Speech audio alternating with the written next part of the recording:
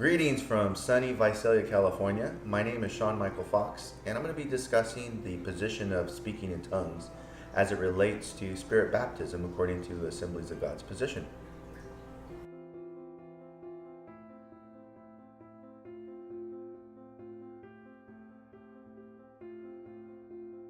Historically, the debate concerning the biblical accuracy was typically approached through the lens of the specific denomination from which the individual belonged. This, in essence, has produced several competing hypotheses surrounding the initial evidence dilemma.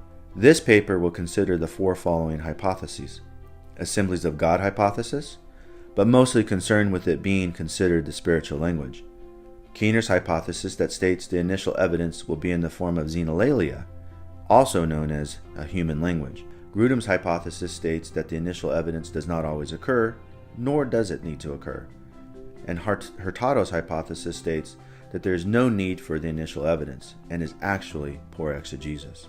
Rather than treading down the same path, perhaps approaching the discussion from a historical perspective would produce a more accurate theology. The criteria that will be utilized to determine where on the spectrum of historical certainty these competing hypotheses fall are as follows: explanatory scope, explanatory power, plausibility, less ad hoc, and illumination. Using this historiographical approach, it will allow us to determine which hypothesis explains the biblical data the best. Biblical passages will be used as the primary source in this analysis. Where the majority of the passages are found will be in the book of Acts. There are 17 passages that speak of spirit baptism of the Holy Spirit in the context of this research paper, and they are broken down into two categories: pre-ascension and post-ascension material.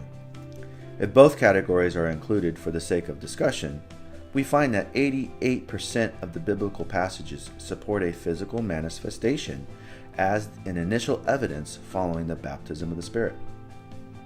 Just looking at the post-ascension material, over 70% of the biblical passages support xenolalia as the first physical evidence of spirit baptism. Either position one posits, it results in a doctrinal position that is very probably true given the evidence. If we primarily consider passages of post-ascension material, then the evidence strongly supports that Luke intended to report that xenolalia was the initial evidence manifested following spirit baptism. In conclusion, Keener's hypothesis explains the data better than the other hypotheses, especially AG's most recent position that includes the gift of tongues in essence.